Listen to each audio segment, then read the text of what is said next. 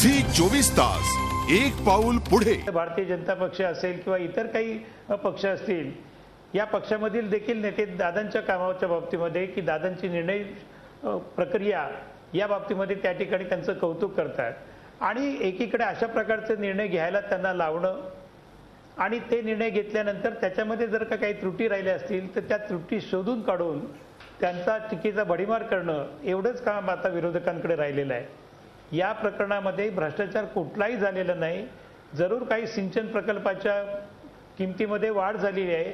ती वाढ कशामुळे झाली, का झाली, या सगळ्या गोष्टी या श्वेतपत्रिकेमध्ये त्या ठिकाणी स्पष्ट झालेल्या आहेत.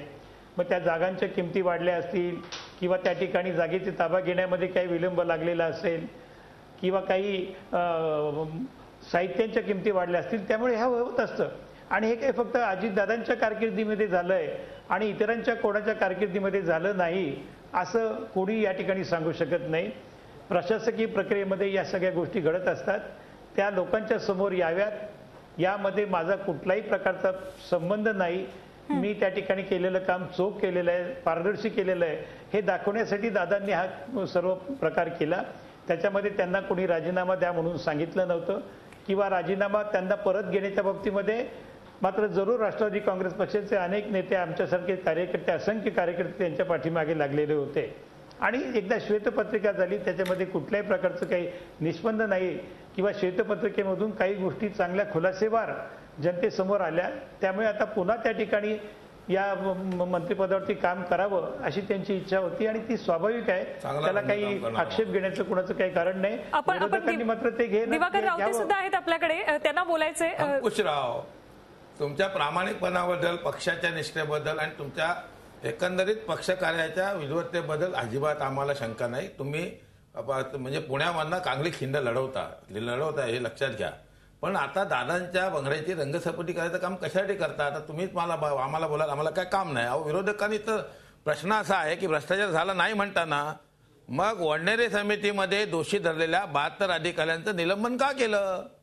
आपणच सांगितले प्रशासकीय अशा घटना घडत असतात.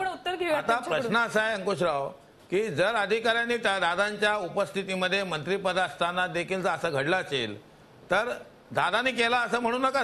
तुमचं म्हणणं आहे तर नैतिक जबाबदारी दादांची आहे ना. हे होत असताना काय डोळ्यात पट्टी बांधली होती? 72 अधिकाऱ्यांना आदरणीय माननीय मुख्यमंत्री महोदयांनी निलंबित केलं हे तर तुम्हाला माहिती आहे. दादांचा राजीनामा फेकला गेल्यानंतर मुख्यमंत्र्यांना राग आला आणि त्या रागाच्या भरात मुख्यमंत्र्यांनी दादासारख्या माणसाला राजीनामा लागतो हे कोण आहेत म्हणून त्या प्रशासकीय अधिकाऱ्यांना बडतर्फ केलं. याचा अर्थ भ्रष्टाचार झाला हे स्वीकारलेलं आहे. तर ते सिद्ध करायचं आहे, लक्षात घ्या. आणि म्हणून विरोधकांनी तुमच्यासाठी काय करायला पाहिजे? मी तुमच्या लेंग्याच्या नाड्या सोडायच्या का बांधायच्या विरोधकांनी हे सगळं झाल्यानंतर? हे तुम्ही सांगा ना मला. आता पातळी काढायचं, पातळी काढलीत म्हणून मी आता लेंग्याची भूमिका घेतली. मी चांगला राजहंस म्हटलं तरी तुम्हाला वाटते की पातळी सोडून टीका केली. तर आता काय करायचं आम्ही? आपल्यासोबत मुख्यमंत्र्यांना विचारा ना 72 लोकांना का बडतर्फ केलं, का केलं ते आम्हाला का सांगू? शेख खान नावाचा एकच कॉन्ट्रॅक्टर संपूर्ण कोकणाची कॉन्ट्रॅक्ट घेतो, विदर्भाची कॉन्ट्रॅक्ट घेतो, अख्ख्या महाराष्ट्रात एकच कॉन्ट्रॅक्टर असतो. तेव्हा जयंत पाटील आम्हाला कानात सांगतात. ते अत्यंत महत्वाचं आहे. विचारलं तर पुढे सांगेन.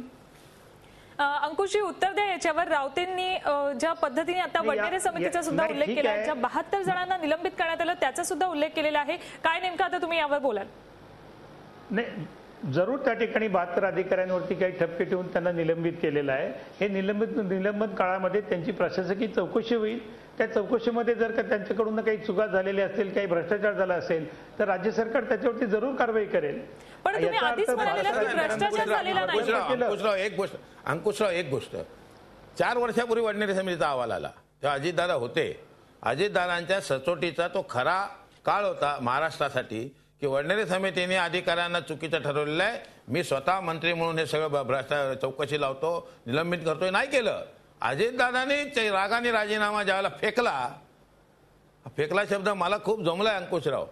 सन्मानाने जनतेने दिलेलं एखादं पद असते ते दादांनी असं फेकल्या शब्दांनी जनतेचा अवमान केला तो जाऊन दे तो भाग वेगळा बाजूला काढू आपण पण अंकुशराव त्या दादांनी जे काम केलं नाही ते चिडल्यानंतर मुख्यमंत्र्यांनी करून शिक्कामोर्तब केलं की अजितदादांच्या काळात भ्रष्टाचार झाला त्यांनी रागाने राजीनामा दिलाय आणि मग ते योग्य आहे असं सांगण्याकरता मुख्यमंत्र्यांनी आणखीन एक चाल केली आणि अजितदादांवर मात करण्याकरता 72 अधिकाऱ्यांनी निलंबित केलं. त्या भ्रष्टाचार आहे अशा प्रकारच्या प्रथम दर्शनी वडनेरेचा अहवाल तो 4 वर्ष पासनात का ठेवला अजितदादांनी हा प्रश्न आहेच ना शेवटी.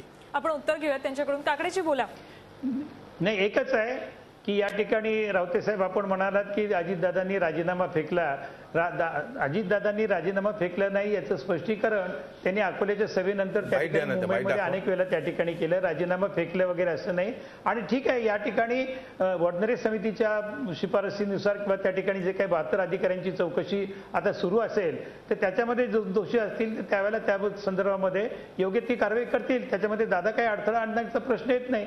याचा अर्थ दादांनी ती चौकशी केली नाही मुख्यमंत्र्यांनी चौकशी केली.